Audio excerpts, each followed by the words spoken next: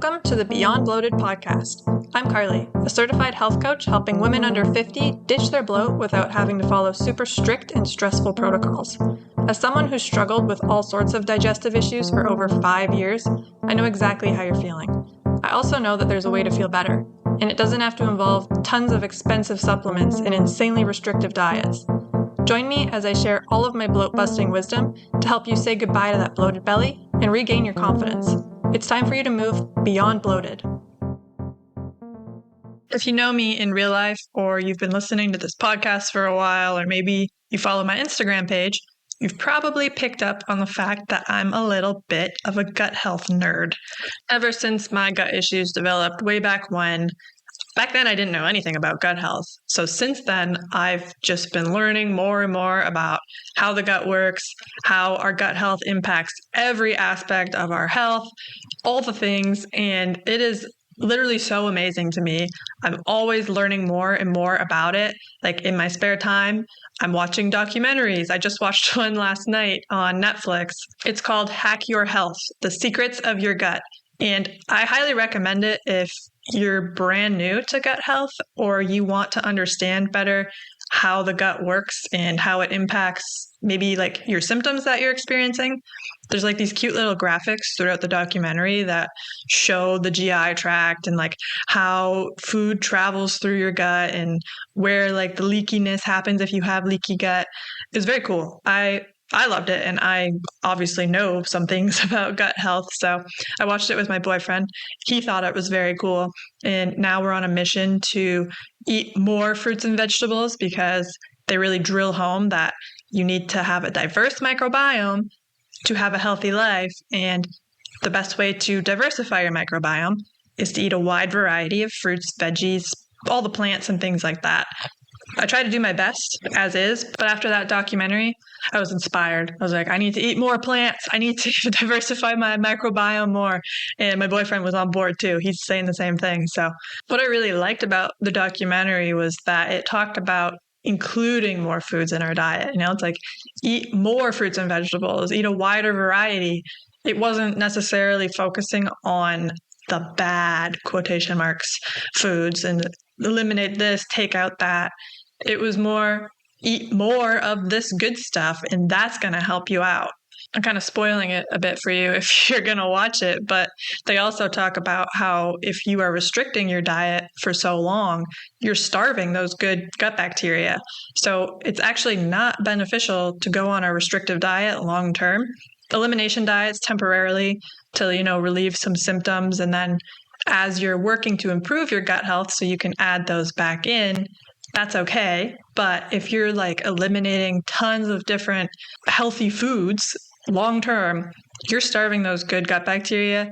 They're dying off, and you're going to start experiencing some nasty side effects that you don't want. So today, what I'm going to talk about are superfoods for beating bloat. So I'm going to talk about how we can incorporate anti-inflammatory foods into the diet to help reduce inflammation, which will therefore reduce bloat and all other symptoms, reduce our risk for chronic disease, because all disease begins in the gut, and the majority of them are caused by inflammation. Like chronic inflammation leads to serious conditions, so we want to reduce inflammation as much as humanly possible. I know the term superfood gets tossed around, and then people get mad because they're like, there's no such thing as a superfood, blah, blah, blah. I don't care. These foods are being added into our diet because they contain anti-inflammatory properties. So any food that you can eat that can reduce inflammation in the body, which will therefore decrease your risk for chronic disease and decrease bloating, gas, all the things, sounds pretty super to me. So I'm calling them superfoods. You want to call them something else, be my guest, but that's what I'm rolling with. Before we jump into the list of anti-inflammatory foods, I'm going to give a little background information on how inflammation is possibly causing your bloat. So for one, we have intestinal inflammation. So when your intestines are inflamed, this can disrupt the normal function of the digestive system. And when the lining of the intestines become inflamed, it can lead to increased permeability, aka leaky gut syndrome. This is when the undigested food particles, toxins, and bacteria can leak into the bloodstream, which can trigger autoimmune responses, food sensitivities, and inflammation throughout the entire body. Inflammation can also result from an imbalance in the gut microbiome. So that's all the trillions of bacteria that live in your digestive tract. When there's either an overgrowth of the harmful bacteria or a lack of the beneficial bacteria, it can lead to dysbiosis, which is associated with inflammation and digestive issues such as bloating. Inflammation can also contribute to water retention in the body, specifically around the belly area. When the body is inflamed, it releases certain substances called cytokines, which can affect fluid balance and lead to swelling and bloating. Finally, chronic inflammation can impair the function of the muscles in the GI tract, including the smooth muscles responsible for the wave-like contractions that move our food through the intestines. When that process is compromised, it can result in sluggish digestion and a buildup of gas and waste, which obviously can lead to bloating. Not only is inflammation the root cause of all disease, but it also needs to be reduced if we want to flatten our bellies. So now I will discuss the tasty superfoods that will help us do just that. The foods that I'm about to list have proven anti-inflammatory properties, as well as other bloat relieving benefits. So if you can eat a wide variety of foods, that's going to be more beneficial than eating just one. So try widening your horizons and add as many of these gut-loving foods into your diet as you can. Of course, start with one, and then once you find a way to add that into your diet regularly, add another. You don't have to do it all at once, but if you can build up and get that diversity, your microbiome is also going to become more diverse, which is a win-win. Number one on the list is a gut-loving superfood for sure. If you have researched anything about gut health or you're on Instagram in the wellness space, I know you've heard about bone broth. Bone broth is made by simmering animal bones and connective tissue in water for long periods of time. This slow cooking process helps extract valuable nutrients like collagen, gelatin, amino acids, and minerals like calcium, magnesium, and phosphorus. These nutrients all play essential roles in supporting gut health and reducing inflammation in the body. Collagen helps repair and strengthen the intestinal lining. So if you have leaky gut syndrome or you suspect that you do, collagen is going to be very beneficial to seal that lining up, and that will help reduce inflammation and promote healing the gut. Whereas gelatin supports digestion by enhancing gastric acid secretion and promoting the growth of beneficial gut bacteria. Both collagen and gelatin are key factors in improving gut integrity and reducing permeability, aka leaky gut. And that's going to help contribute to relieving bloating and other digestive discomfort. If you've heard of bone broth, but you're like, how the hell do I consume this? Like, that doesn't sound appetizing. It's actually good. It's kind of like soup, It just minus all the chunks in it. That's the best way to put it. A great way to consume bone broth is on its own, first thing in the morning. So you wake up, you don't grab your coffee. That's a bad idea. You grab your bone broth. That's a great idea. It also has 10 grams of protein per cup, so you're getting a big hit of protein in the morning, and you're getting all the collagen and the gelatin and the minerals and all the things I just talked about. So you're helping your gut health, and you're not spiking your cortisol with coffee. If you've tried drinking bone broth on its own and you're like, no, I hate it, my first suggestion is make it yourself. It's very easy. Like if you buy the roasted chicken from the grocery store, the one that's already cooked for you, when you're done with it, just save the chicken bones, throw them in a pot, then add some spices and veggies. You can go online and look up bone broth recipes. There's a billion. And that way you can season it in a way that you're going to enjoy. If you don't want to do that, or you don't have the time to do that, there are pre-made bone broths at the store. Like you can either buy in the freezer, they're frozen already, made for you, or you can buy the packaged like powder where you just pour it in a mug and you add hot water and you mix it up. All of those options are good. I would just say if you're buying it from the store pre-made, read the ingredients, make sure there's no garbage stuff in it. Like you literally want Organic chicken bone broth and maybe some spices, organic ginger or organic garlic powder, things like that. If there's anything weird in it, don't buy it. If you've tried that too and you still can't stomach it on its own, you just don't like it, that's okay. You can still have bone broth. So cook your grains like rice or quinoa in bone broth instead of water. That way your grains soak up all the nutrients of the bone broth. Then you eat those grains and you're still getting the benefits of the bone broth too. My first choice would be drink it on its own in the morning, a cup of it. If you hate it, you can't stomach it, cook with it, with your rice or your quinoa or other grains. I drank a lot of bone broth on my gut adventure, and I can say that it is definitely beneficial. I still drink it to this day. I don't drink it every single day, but I would say probably twice a week, I'll start my day with bone broth, whereas when I was in the thick of it, I was drinking it every single day. Second on our superfood list are fatty fish, like salmon, mackerel, sardines, rainbow trout, herring, and anchovies. One of the main benefits of fatty fish is their high omega-3 fatty acids content, specifically EPA and DHA. These essential fatty acids contain powerful anti-inflammatory properties. I know you've heard about fish oil, taking it as a supplement or taking your omega-3 supplement. Fatty fish contain that supplement, basically. You're just getting it from the fish in whole food form instead of in supplement form. Omega-3 fatty acids work by preventing the production of pro-inflammatory molecules, which are those cytokines that I discussed earlier, and another one called prostaglandins, thereby reducing inflammation throughout the entire body, including the gut. By adding fatty fish into your diet, you can help counteract low-grade inflammation commonly associated with gut issues. 2 servings of fatty fish per week is a great goal to start with. If you eat 0, start with 1 and then make your way up to 2.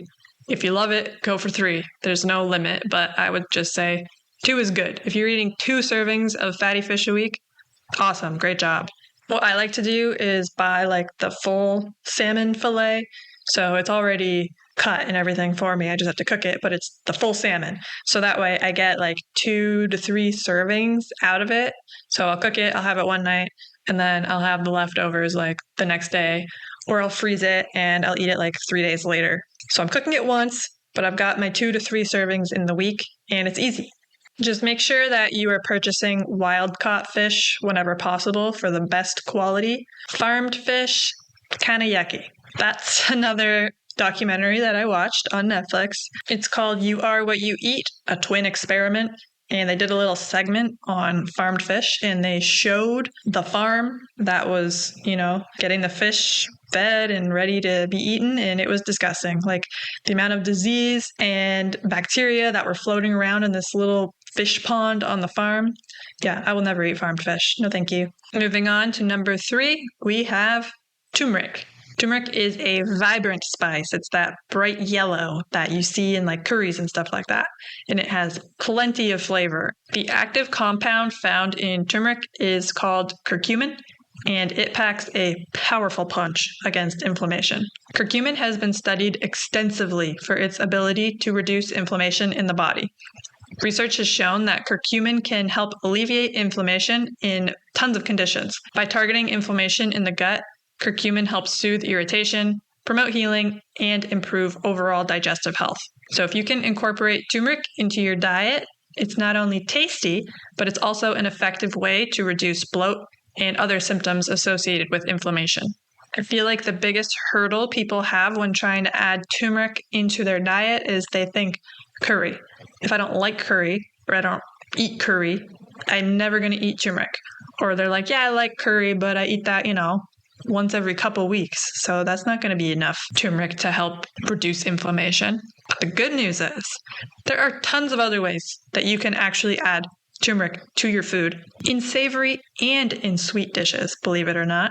You can make something called golden milk, which you do by heating milk, which can be dairy or dairy-free milk, with turmeric, ginger, cinnamon, and a touch of honey or maple syrup. and you can enjoy that cozy beverage. Maybe not in the summertime, but it's a good winter treat. Or maybe you can have it before bed in the summer because it's like a cozy put me to sleep kind of drink. You could try adding turmeric to your rice while it's cooking, and that's going to give it that fun yellow color and tons of flavor. Turmeric rice pairs well with lots of dishes, like obviously curry, but also grilled vegetables would be good. Add a little chicken in there for protein or whatever protein you want. That sounds like a delicious anti-inflammatory meal. Or you can blend turmeric into your favorite smoothie recipe. That's going to give it an extra anti-inflammatory kick. Turmeric pairs well with fruits like mango, pineapple, and banana. You can chuck some leafy greens, avocado, and coconut milk in there as well. Maybe some protein powder. Boom, nutritious and anti-inflammatory. I said that you can pair your turmeric rice with roasted vegetables. That would be a good match. But you can also just toss your roasted vegetables in turmeric. So if you chop up some vegetables like cauliflower, carrots, or Brussels sprouts, and you toss it with some olive oil, turmeric, cumin, and garlic powder before you roast it in the oven, that's going to add a blast of color, delicious flavor, and anti-inflammatory. My last suggestion to get your idea ball rolling with turmeric, you can make a dressing with it. So you can make like a homemade salad dressing by whisking together some olive oil, lemon juice, turmeric, honey, Dijon mustard, and a pinch of salt and pepper. And then you drizzle that over salads, grain bowls, or your roasted vegetables that you also tossed in turmeric if you want like turmeric overload. The key is everyone has their go-to spices. Like we put salt and pepper on everything. A lot of people love garlic powder, so that goes on everything. Make turmeric your everything spice. Start adding it to things that you wouldn't normally add it to. You make tacos, dash it with turmeric. Just put it in things, experiment, and just use it more frequently, and that'll give you some more anti-inflammatory benefits in your life. Fourth on the list, we've got ginger. This spicy root contains bioactive compounds such as gingerol, which have been shown to have potent anti-inflammatory and antioxidant effects. When it comes to digestion, ginger has plenty of benefits for us. For one, it helps relieve bloating, gas, and indigestion by helping relax the smooth muscles of the GI tract, facilitating the movement of food through the stomach and the intestines. Ginger also helps soothe nausea and vomiting by helping settle the stomach, and it stimulates the production of digestive enzymes, which are required for breaking down food and absorbing our nutrients. What's even more awesome about ginger is that it is super versatile. More versatile than turmeric. There are countless ways that you can start to add ginger into your diet. So here are a few to get you started. You can brew some fresh ginger tea if you slice up ginger and you put hot water on it, boiling hot water, to make a soothing, aromatic ginger tea. You can also just buy like ginger tea from the store, loose leaf, or tea bags if you'd prefer. And then you can also add honey and lemon for extra flavor and sweetness. And this is super beneficial after meals specifically to aid digestion and prevent bloating from happening. Adding grated or minced ginger to stir fries, curries, and other Asian type dishes adds a burst of flavor and digestive support. Ginger pairs really well with ingredients like garlic, soy sauce, sesame oil, things like that. So that's going to enhance the overall taste of the meal and hit you with that anti-inflammatory benefit. If you like things a little spicy, you can toss some fresh ginger into your smoothie recipes for a little spicy kick and added digestive benefit. You can combine ginger with fruits like pineapple, mango, and banana. Throw some leafy greens and coconut water in there.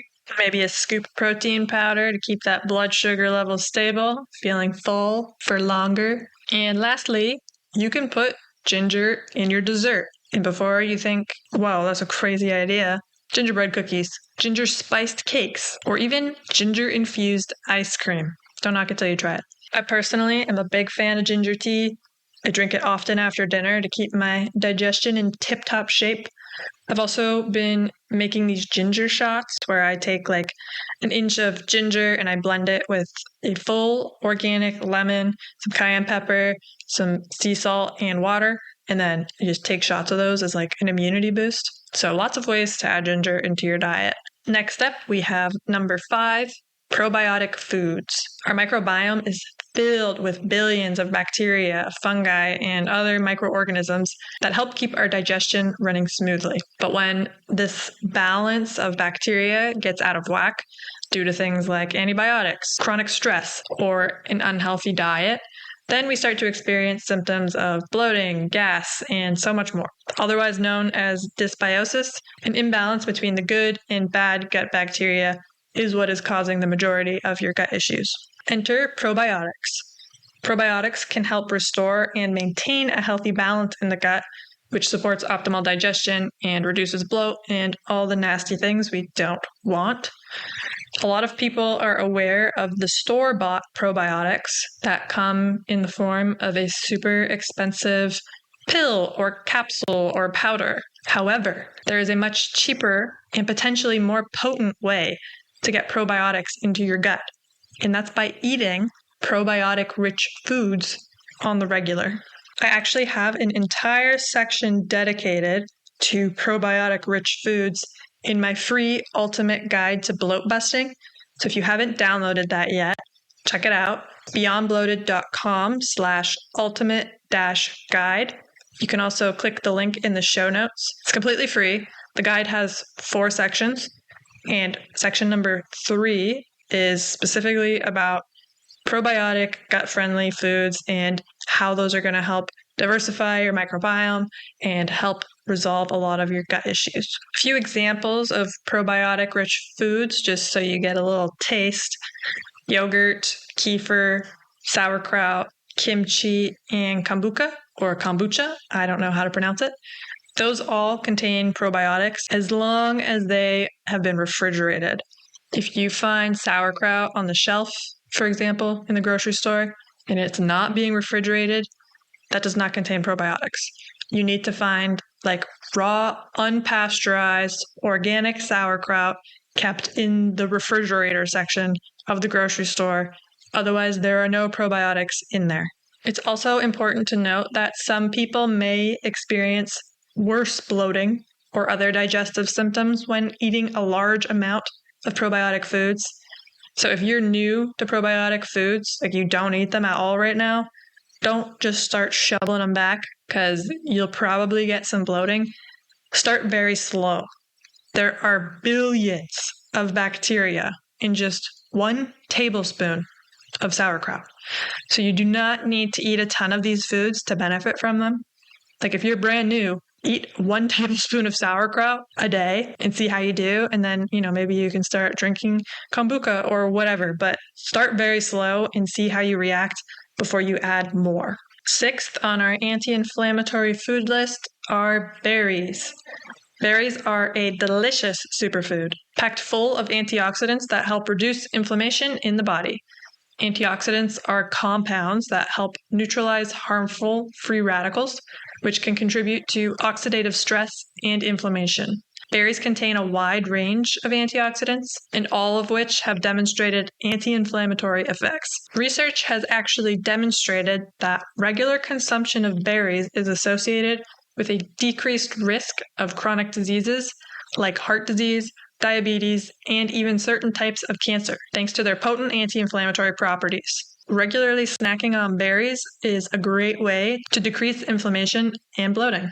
Berries are another super versatile food that you can eat just on their own, or you can add them to smoothies. You can make a berry parfait with yogurt and granola and things like that. You could add them to salad even, like strawberries on a summer salad is very tasty. You can make your own berry jam or compote by cooking down fresh or frozen berries, and then you add a little splash of water, maybe a touch of honey or maple syrup if you like it sweeter. And then you can serve that warm on top of like oatmeal or pancakes, even yogurt. And then it's like a decadent breakfast or dessert, but you're using berries and they're anti-inflammatory and they're actually very low in sugar as far as fruit goes, if that's something you're concerned about. You can even make frozen berry popsicles. You just mix berries with coconut water, squeeze lime juice, blend it all up, and then pour it into popsicle molds and freeze them. Boom. So easy. Keep in mind that frozen berries are just as nutritious, if not more so, than fresh berries. I personally pretty much always buy frozen over fresh because they're typically cheaper and they definitely last longer. There is nothing worse than your $6 container of fresh berries going bad before you even eat one. So if you're concerned about that, just buy frozen. Frozen is just as good. Last but not least, number 7 is olive oil. The Mediterranean diet is known as one of the healthiest diets in the world. And what is a staple ingredient of said diet? Olive oil. The antioxidants found in olive oil have potent anti-inflammatory effects. So that's going to help reduce inflammation throughout the body, including the gut. By calming inflammation, olive oil can relieve bloating and other symptoms of digestive discomfort.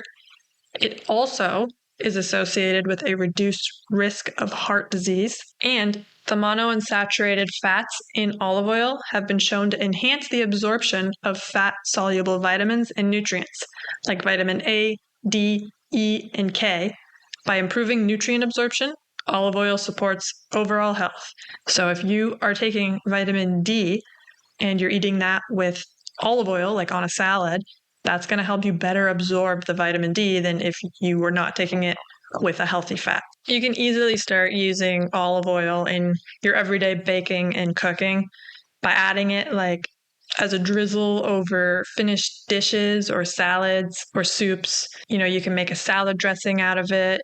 You can use it when you're sauteing or stir frying it. Just use it as your oil in the pan. You can marinate your meats or your poultry or whatever other proteins using olive oil and herbs and spices and things like that. You can substitute olive oil for butter or vegetable oil. So if a recipe calls for like half a cup of butter melted, you can just use olive oil instead. I highly recommend that you switch out your vegetable and canola and seed oils with a higher quality oil like olive oil, because canola oil, vegetable oil, all those seed oils are inflammatory, and they can actually be one of the reasons why you're bloated all the time. So try making the swap next time a recipe calls for some oil and see if you notice a difference in how you feel. I personally just use olive oil and avocado oil and coconut oil when cooking and baking. I haven't used seed oils in a long time. I noticed I would get very bloated if I bought like a product that used canola oil, so I've cut that out and I definitely noticed the improvements. So that is my list of 7 superfoods that are going to help you decrease inflammation in the body, decrease bloat and other digestive issues, because these foods are all anti-inflammatory. So they're very beneficial for our overall health, but also our gut health. I'm going to finish with some exciting news. My Bloat Be Gone Kickstart bundle is now available. So if you head to my website, beyondbloated.com/bundle, you can get all the information on it there. But what I will say about it now is that I have included a recipe book. So inside is a 65 anti-inflammatory recipe book that you get included in the bundle. And the bundle has 9 resources. This recipe book is just one of 9. So if you're thinking you want to start eating more anti-inflammatory foods, but you're not really sure where to start or how to incorporate them easily, grab the bundle. You'll get the recipe book along with 8 other resources that are going to help you beat your bloat. Again, you can find the information at beyondbloated.com/bundle. I'll link it in the show notes. Go check it out, and if you have any questions at all, send me an email, carlyclose@beyondbloated.com, and I'm happy to answer any questions that you have, either about this episode or the bundle, or if you just want to chat, hit me up. Thank you for listening, and I will talk to you next week. Thank you for listening to the Beyond Bloated podcast. If you enjoyed today's episode, please take a moment to subscribe and leave a review. And don't forget to share this podcast with your fellow gut goddesses. If you'd like to chat about today's episode, send me a DM on Instagram at beyond.bloated. Until next time, bye!